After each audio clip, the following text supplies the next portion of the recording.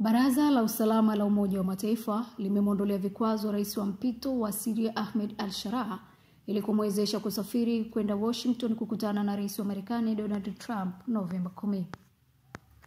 Baraza la Usalama la Umoja wa Mataifa limepiga kura ya kuunga mkono azimio la Marekani siku ya Alhamis la kuondoa vikwazo dhidi ya rais wa Syria Ahmed al-Sharaa kabla ya ziara yake Ikulu wiki ijayo. Azimio hilo liliidhinishwa na wanachama 14 wa Baraza la Usalama hapo jana.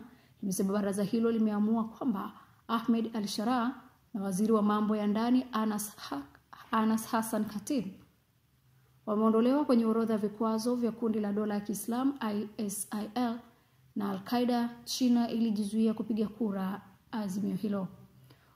Kuondolewa rasmi kwa vikwazo dhidi ya Sharaa ni ishara kubwa, kwani viliondolewa wakati alipohitaji kusafiri nje ya Syria katika nafasi yake kama kiongozi wa nchi hiyo.